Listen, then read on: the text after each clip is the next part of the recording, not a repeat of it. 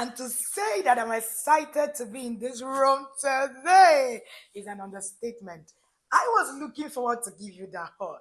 But hey, circumstances beyond my control, but I'm still here. And I'm sure that you're still going to get the meat of the matter. Yes, like you heard on Wendy Ologe. Make some noise. Yes, you can still feel the energy.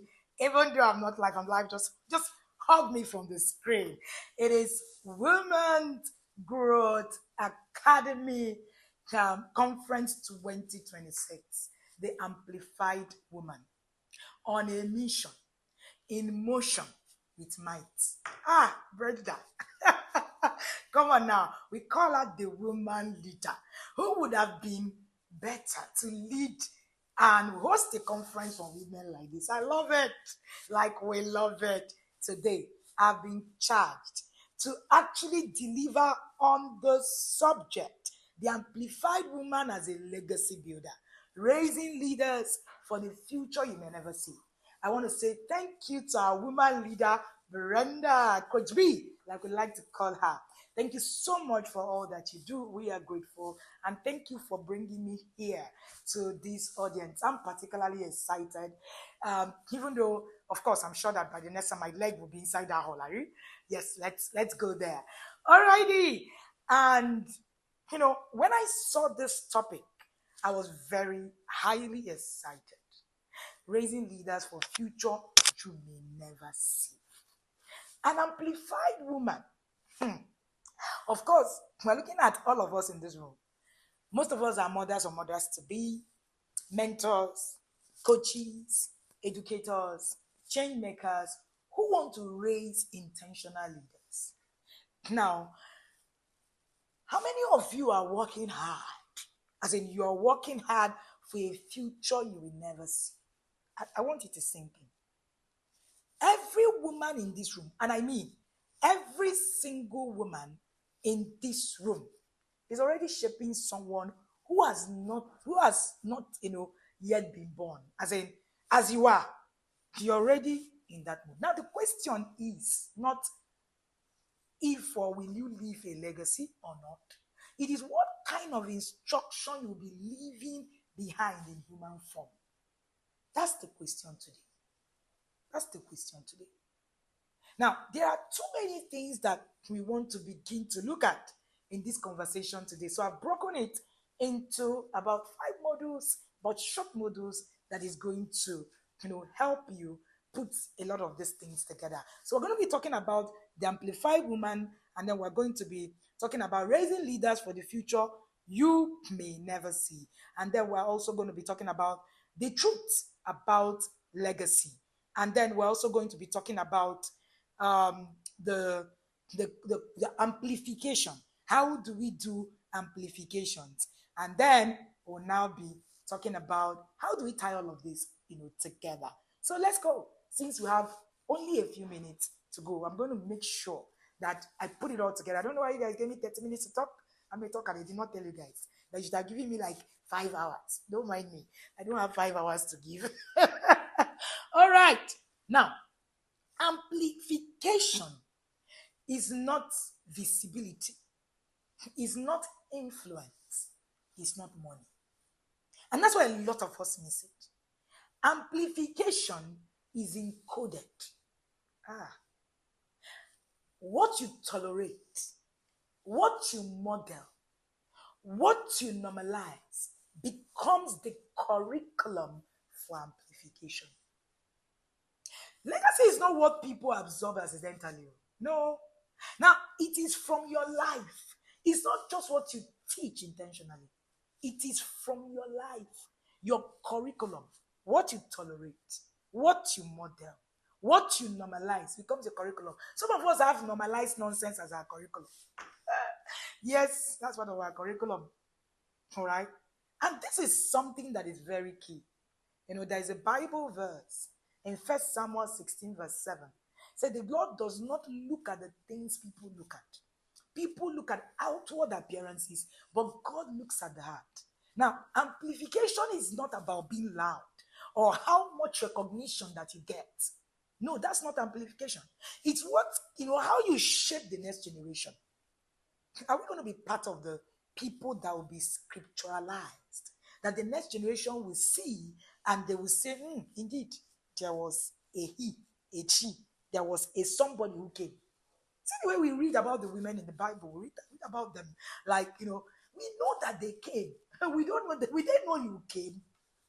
I was talking with one of my mentees very recently, and I said to him, he said, Mama, but if we do it like this, it will not. I said, how will they know we came? How will they know we came? You need to ask yourself, how will they know that you came? You cannot come to earth and just be ordinary. Yeah.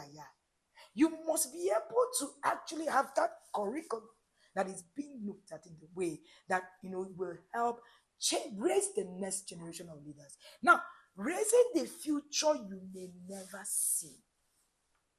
You may never see this future. That's the truth.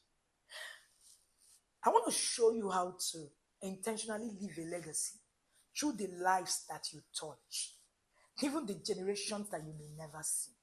So legacy is not about inheritance or titles. It's about values, patterns, skills that you embedded in people's lives. You encoded in people's lives. Remember, it's the encoding. So long before they even realize it, you have been encoded. I told someone, I said, I can't leave this earth without leaving, having a lot of footprints on earth.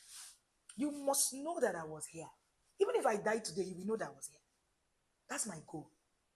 That should be the goal of every person. Leaders. Now, I'm going to share with you 4 layers, 4 legacy layers, 4 legacy framework layers that the amplified woman must build. Now, the amplified woman builds leaders. You're not building followers for the future you may never see. People who will lead. So these 4 frameworks, legacy layer framework, it is my framework. You won't see it anywhere. If you see it, please, come and pay me. I created it. I love it. Number 1 is emotional legacy. I've come to realize that leaders inherit your nervous system first. Your children, your mentees, your team, they learn far more from how you respond than what you say. Your emotional patterns, what you do under pressure, your kindness in conflict, your resilience in failure. That's what becomes the blueprint for handling their life. Now, if your mother is always panicking at minor crises, her children will grow anxious and reactive. If she models calm, confident problem solving, her children will internalize that approach. It's simple. The same thing with your mentees. One of the reasons I don't take on everybody to mentor is that I realize that mentorship is the most spiritual journey of my life. For me, mentorship is like betting children. That's what it is. So these people take on your patterns. Your emotional responses are the way you're training future leaders. So if you're a woman here, whether you have people, you have leaders, you are coaching, or you have a child or do not have a child, there's a future that you are encoding. Number 2 would be the language legacy. What do I call it? Words. Your words are the operating system. Now, words are software that runs behavior. Words are software that runs behavior. When you repeatedly say, whether you are feminine, whether you are, critically, casually saying it and all of that, anything you're repeatedly saying, that's what is actually going to shape your internal belief system. Leaders are often a reflection of the language patterns they absorb from influential figures. You are an influential figure. What is your language pattern? So, don't be afraid. When you are saying, you say to people, so I realized we run the Masterpiece Mentorship Program, and I realized that for every time that people come in the first 3 days, you find that their mind is wired. I understand the place of operating system in words. If you meet Brenda, for instance, Brenda will make you believe that you can write your book no matter who you are. So if you're looking to write a book, please, Coach Brenda is here. You will write that book, whether you have never written before, you don't even know what writing a book is. Brenda is your coach. Now, what is it that she's using? Language. I've heard her speak. I've heard her, be able to actually use the language, the believability language system in that operating system of her life. That's what a legacy is. Now, one of the things that you must do today is write 3 phrases you repeatedly say that might shape someone's internal voice. Ask yourself, do these 3 phrases empower or do they limit growth? Are they limiting growth of this person? If you remember the 3 phrases that I say, you can say some of them. Excuses are cheap. Those that make them are not wise. Nobody died. When you hear things that empower, language as an operating system empowers the people that you mentor or the people that you are raising as a people. My children do not believe that people can do things. Why are you slow? Why? Language. The operating system in my home is that speed is a gift. You can ask God for speed. Yeah. And because of that, our children have internalized that, that means I can actually run. I can run. I have the ability to run. Why? Language. Language. Language. So, what are you saying to the people around you? What can they hear? Every word you speak is either nourishing or harming the people you're raising, whether leaders, mentees, whatever word you speak. I tell people that I raise nations. I don't raise people. I raise nations. Nations that can sit and have, congregation in them. And it happens year in, year out. I raise kingdoms. I'm a kingmaker. It is a king-making system. So what are you talking? What are you saying every day? So your language is a critical operating system that you have. And is a legacy. Number 3, decision legacy. This is the one that kills women a lot. Decision legacy. Leadership is learned by observation. Children, mentees, they rarely remember every lesson, but they remember what you choose, how you choose, and when it matters. Every decision, every small, every large, it creates a ripple effect. I had to, that's why I say when you lead people, you're not permitted to do everything. No, you're not. And even as a parent, you're not permitted to do everything. He holds you accountable. Because as I'm traveling with my mentees, for instance, they're looking at me. They're absorbing my processes. They're looking at how I respond. They're looking at the things that I do. Good or bad, they're going to absorb it. These are people who believe in me. For our children, same thing. Whether you teach it intentionally or not, that is what is going to happen. Now, deciding, to do this or to do that, choosing anything that you decide, any decision that you're making, think about it. Your children will mirror this behavior in the long process. Even my team, I began to I found out that, the people I work with in my team started to speak like me. Why do you think that people fry their hair? People that go to believers love word. All right? Because Pastor Chris, that's how he's coiling, right? So people just want to be like the people that they look up to. That's it. So what are the decisions that you're making on a daily basis?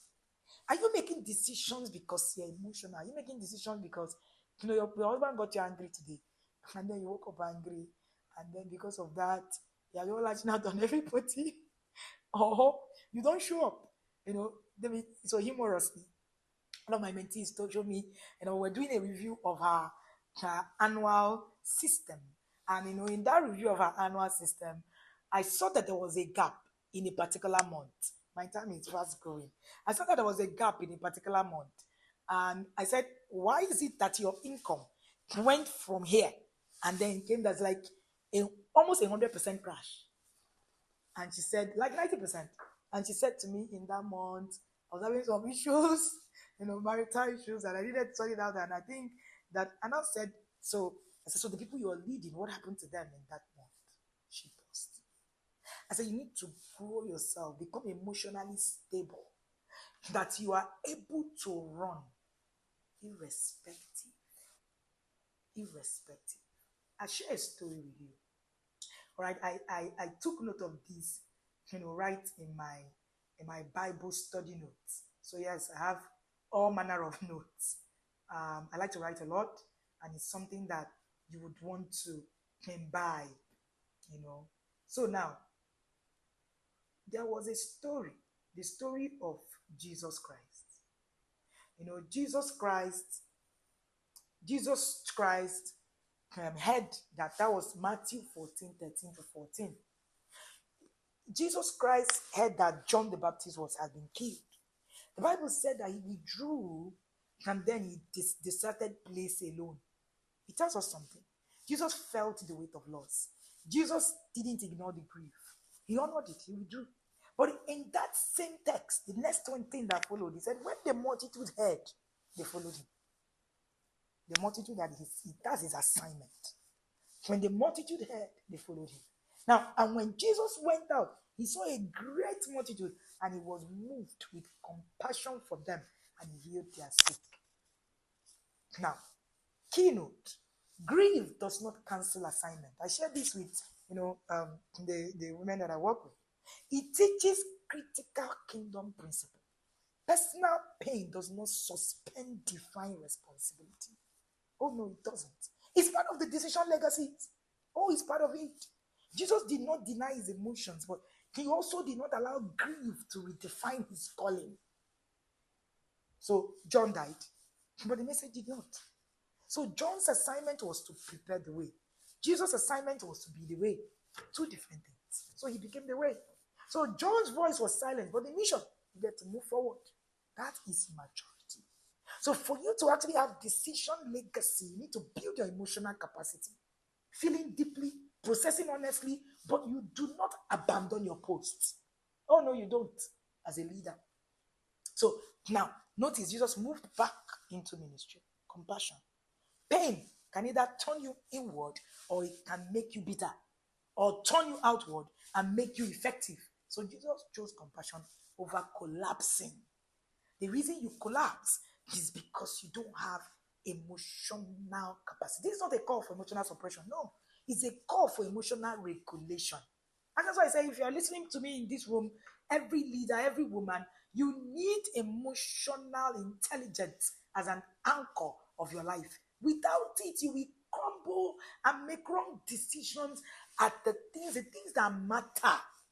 You will make a mess of your legacy.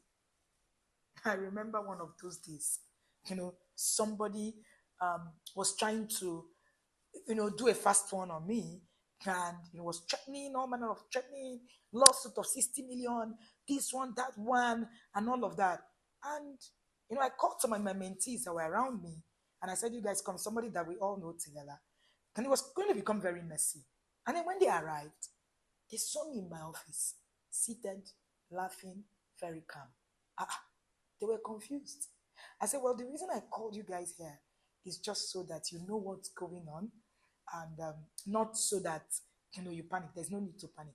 They were looking at me like, why is she quiet? Why is she calm? What's going on? Because I understand that whatever I project in that crisis time, that's what I'm going to project onto them. Same thing with our children. How do you handle crisis? That's part of your decision legacy. Number 4, let me move quickly, is vision legacy. I think we've done almost 30 minutes. All right, great. We're on 20 minutes. Awesome. In vision legacy, we're talking about, are you doing survival or are you doing stewardship? Most people raise children and mentees just to get by. Legacy builders raise human beings to carry the torch. Torch bearers. If you're a torch bearer in this room, let me see you put on your torchlight and flash it in the room. Make some noise and say right now, I am a torch bearer. Let me wait for you to say that. Let's go. Who is capturing this moment for us? So let's do a video. All of us are going to raise our phone, put on the torchlight. All right, this is a point where you guys need to pause this video and do this. And I want to see this video sent back to me.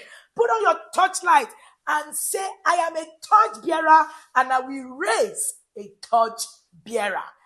Because I'm an amplified woman. Yes, this thing that Brenda is doing, you will not really understand a lot of it because sometimes we just live our life just like that. Please don't live your life just like that.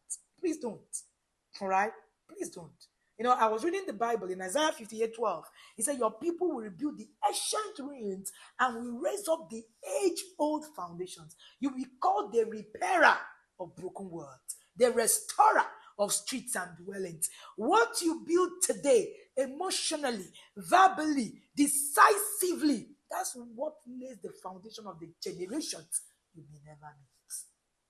So, vision legacy is about embedding the mindset of stewardship. Most people just raise people to get by. No, we're raising human beings to carry the torch because you are taught by. The Bible says, in your light, we have seen light. Will people see light in your light? So recently, I was reading the book, The Assignment by Matt Murdock. And in that book, he was trying to say that you are someone else's solution of their life. You might not be here, but somebody might pick a book you have written and their life will change forever. Think about it. Think about it. All right? So imagine yourself 50 years from now, shaped by the actions that you have today. What traits will your people who are watching you embody?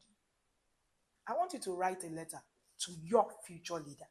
So when I turn 30, I'm 41 by next month, just in about 30 days, right? I don't look 41, right? Shout! Yes, I turned 40 last year in a loud, interesting way.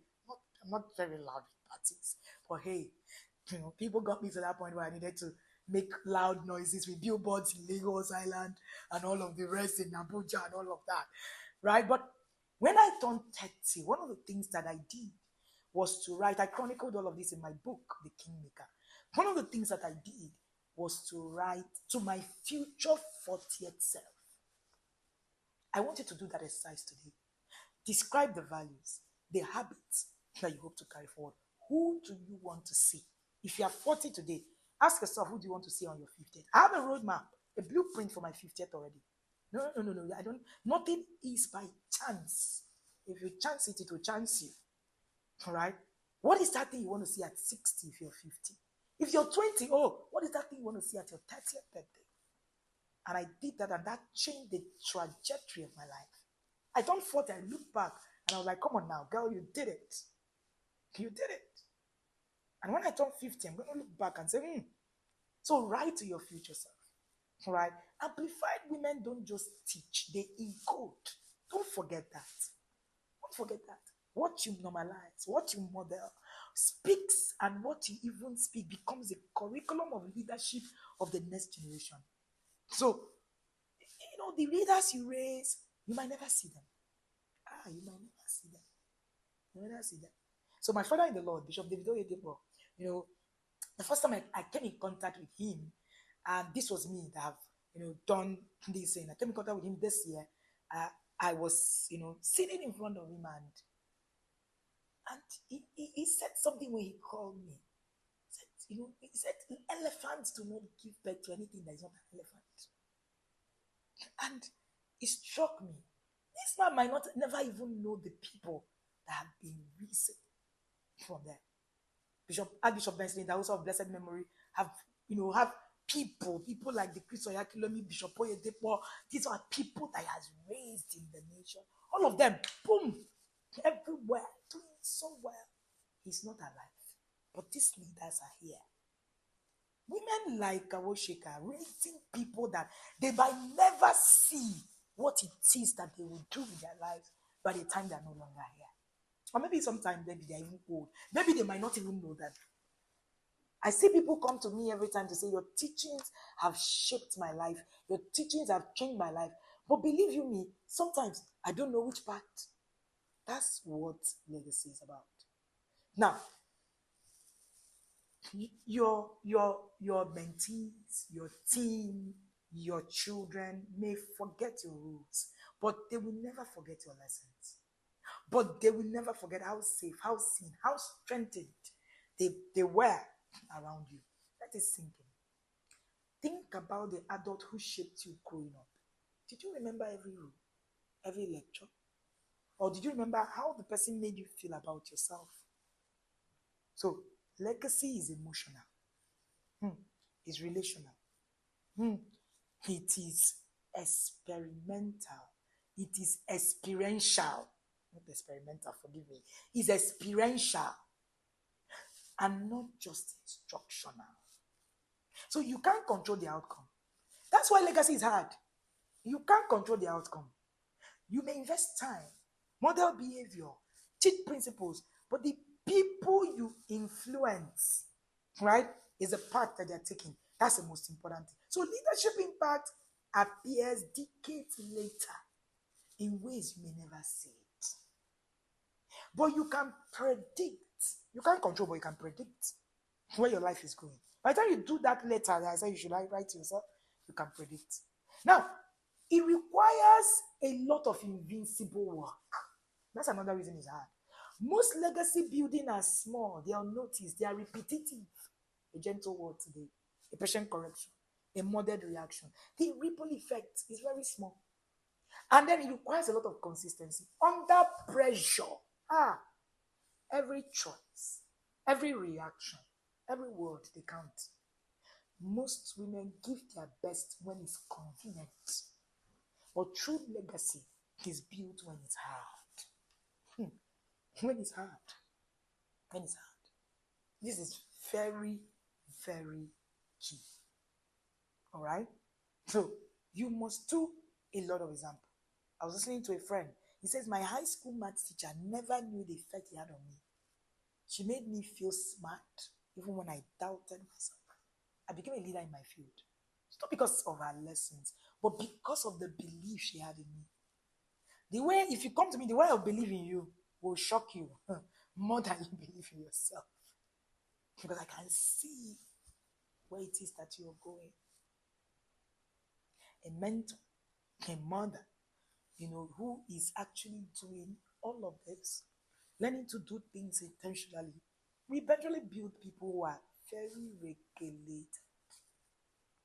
Now, I want you to reflect.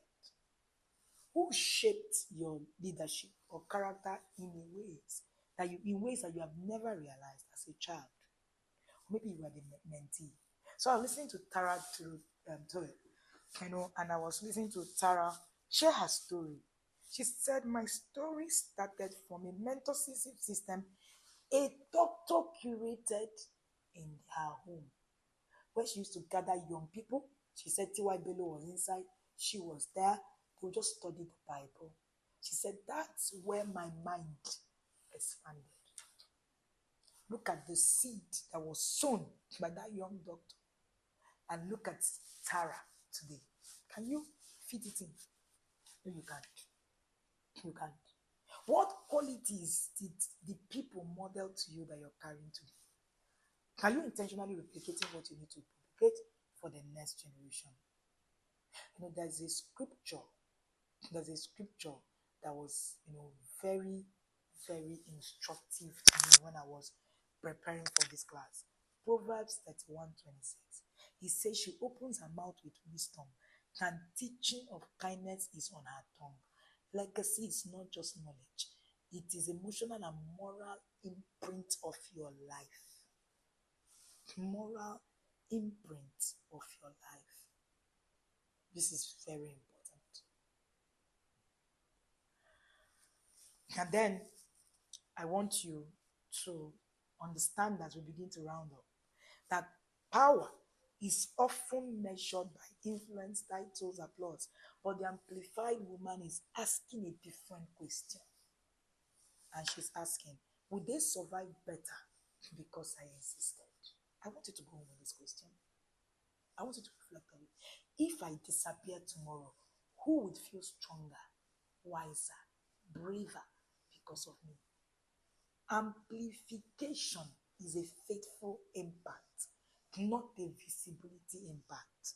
It is measured in outcomes that may never be visible to you. That's one of the things that you want to put up in your place. So, one of the things you want to do is to cast your vision beyond your lifetime. Cast it. Think about it. Beyond your lifetime. What is that vision? Beyond this lifetime that I have now. What's that vision? What's that vision? Imagine a future, in the human 50 years from now that is shaped by the current choices. And as we close, I want you to repeat this affirmation as you go home. And as you've listened to these legacies, I want you to go home with it. Can you remember the legacies that we talked about? Yes. Number one, who remembers? The framework that I came here with.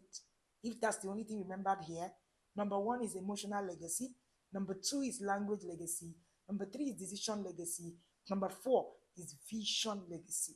What vision can you cast? What vision do you have? And that's an important aspect of this journey. So I want you to say this to yourself as we close today before we have the woman leader come and share with us and come and show us how we can begin this amplification journey. And hey, let me tell you, please join in communities that's going to help you. See, you can't build legacies by your own. You can't do life alone. You do life in communities. Oh, you do life in communities. Join the Woman Growth Academy. Be there. Begin to build yourself in those communities. Communities change your life. It is the curriculum of a people. That's what is called a culture. You can just become by being born in a place, So if you are born in a place, it means that you become like them. So imagine that you join a community. That means that you just become like them. When people get into the Masterpiece Mentorship Program, I tell them, I say, you become a masterpiece woman. It's a thing. So for you to be an amplified woman, join the community and be amplified. Being amplified is a thing. You want to actually begin to learn what it takes. And the thing, you have a teaching priest. Coach Brenda is called to do this. Trust me, she is. And that's why you must say to yourself today, I am an amplified woman. I raise leaders even for a future I may never see. So let's go. I am an amplified woman. I raise leaders even for the future I may never see. My legacy is faithful. My impact is eternal. Let's go again. I am an amplified woman. I raise leaders even for the future I may never see. My legacy is faithful. My impact is eternal. And yes, you can have an eternal impact. Abraham was still talking about his impact today. Moses was still talking about his impact today. And that's what being a blessing is about. I'm going to leave this world, and people will talk about me for the rest of the times of their lives. That is my goal. That's the only goal that I have on earth today. And that can also be you. Remember, I am an amplified woman. I raise leaders for a future I may never see. My legacy is faithful. My impact is eternal. Thank you again for being here. See you guys again at the Women's Growth Conference for 2027. See you, Brenda, and thank you again for bringing me up here. Bye.